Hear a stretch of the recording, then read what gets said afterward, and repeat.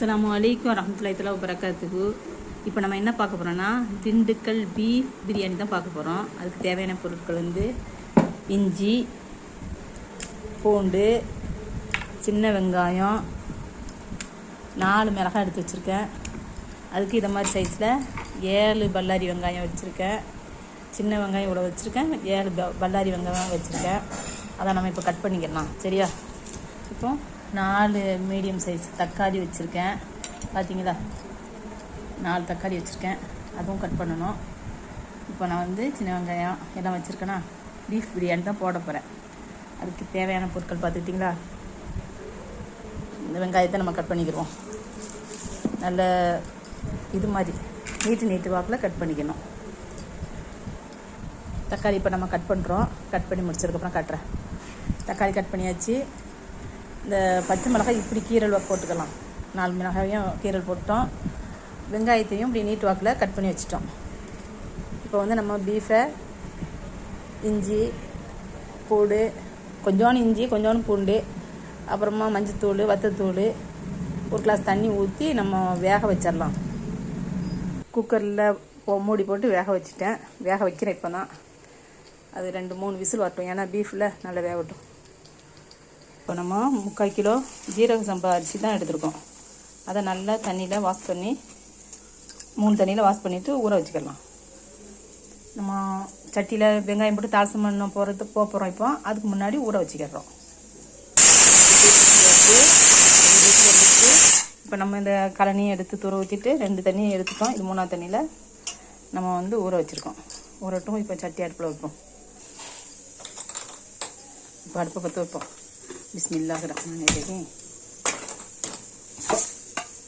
சட்டி வைக்கலாம். பிஸ்மில்லா. சட்டி காமிட்டு இப்போ நம்ம வந்து எண்ணெயும் 1 புளி கரண்டி நெய்யும் ஊற்ற போகிறோம். நெய் ஊற்றலாம். இப்போ வந்து நம்ம ரீஃபைண்ட் ஆயில் தான் ஊற்ற போகிறோம். நம்ம இப்போ 1 புளிக்கரண்டி ரீஃபைண்ட் ஆயில் தான் ஊற்ற போகிறோம். நெய் ஊற்றியாச்சு. ரீஃபைண்ட் ஆயில் ஊற்றியாச்சு. சூடாகணும்னா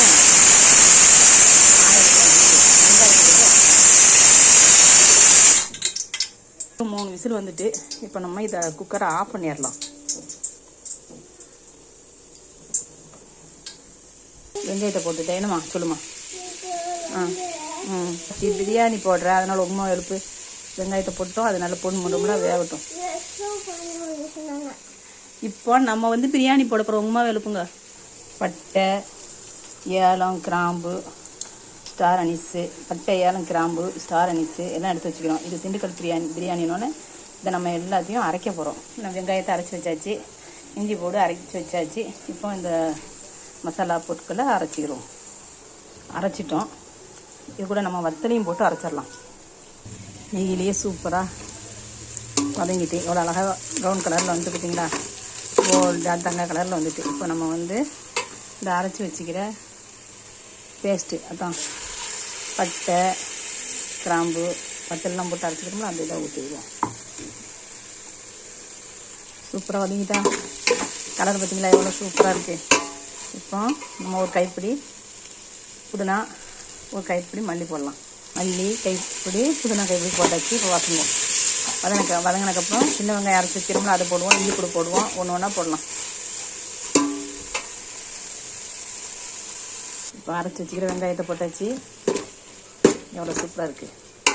இது ஒரு 5 நிமிஷம் வதங்கினோடனே இஞ்சி போடுவோம். நல்லா வதங்கிட்டா இப்போ நம்ம இஞ்சி போடுவோம். இஞ்சி போட்டு பேஸ்ட்டு இவ்வளோ போடுவோம். 3 ஸ்பூன் இருக்கும்.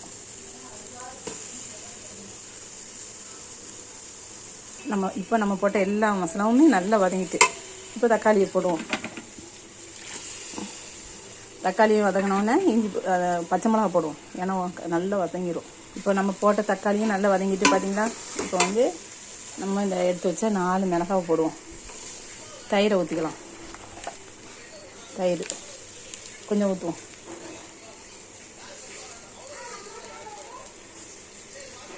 கொஞ்சம் தயிர் ஊற்றிக்காச்சு. இப்போ நல்லா வதங்கட்டும். கறி போடலாம். ஒரு பழம் எலுமிச்சப்பழம் புளிஞ்சு வச்சுருக்கோம். அதை நம்ம ஊற்றிக்கலாம். இப்போ நல்லா வசங்கிட்டு இப்போ நம்ம வந்து இதுக்கு தேவைக்கும் உப்பு போட்டுக்கலாம். ஏன்னா நம்ம கறியில் உப்பு போட்டிருக்கோம். இப்போ இது நல்லா வதங்கிட்டு பார்த்தீங்களா, சூப்பராக இருக்கா. இப்போ நம்ம கறியை போடுவோம்.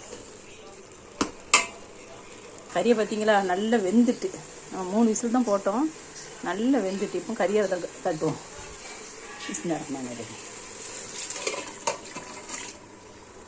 இனி அரிசியை போட்டு வேக வைக்க வேண்டியதான்.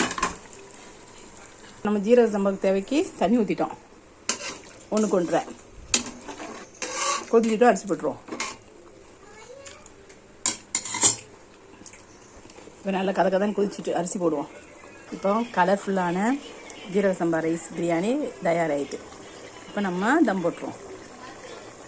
தோசைக்கல் வச்சாச்சு, இப்போ தம் போடுவோம். இப்போ நம்ம தம் போட்டாச்சு. சூப்பரான சுவையான திண்டுக்கல் பீஃப் பிரியாணி ரெடி. இப்போ நம்ம கொஞ்சோண்டு மல்லி புதினாவை மேலே போட்டுருவோம்.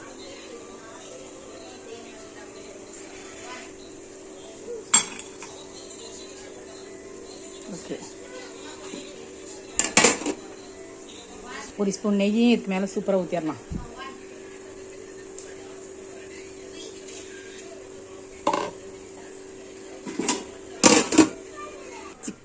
பிரியாணி தம் போடச்சு சூப்பராகிட்டு பார்த்தீங்களா.